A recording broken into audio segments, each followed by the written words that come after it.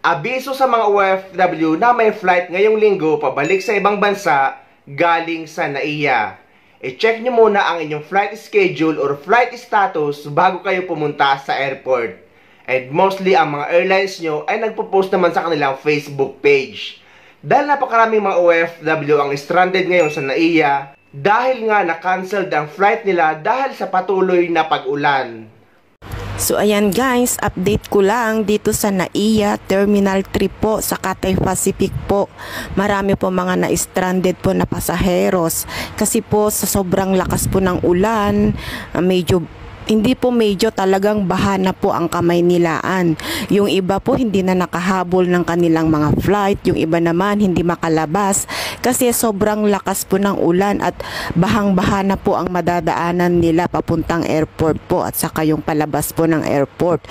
So ayan, yung mga iba pong kababayan natin natulog na lamang po sa airport para makapaghintay ng flight. Yung iba naman hindi po nakadating sa kanilang mga flight. So, ayan.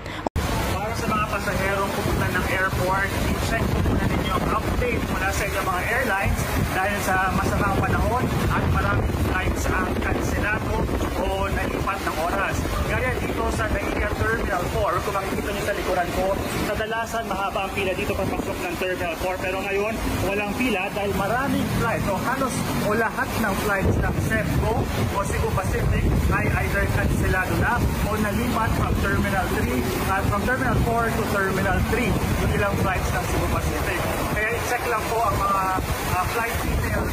Ayan, dito medyo lumalakas na yung hangin at ulan dito sa NAIA 4. Para naman sa ibang mga airlines, ganun din, check ang social media pages o tawagan ng inyong airline para sa status ng inyong flight. Ayon sa AirAsia, pwede mag-voluntary rebooking ang mga pasero although lahat ng mga flights nila ay or most of the flight ay operational naman daw.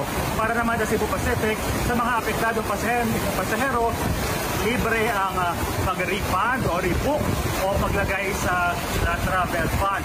At ayon naman sa MIAA, maraming flights na rin ang kansilado gaya sa PAL Express, may ilang flights doon kansilado. KLM, Royal Dutch Airlines, ilang flights ng Cefco at meron ding flights ng Eva Air at may Manila Taipei flight yung Philippine Airlines, lahat yun kansilado na. Kaya sa mga pasahero, tawagan po muna ng airlines at mag-ingat po tayo kapamilya.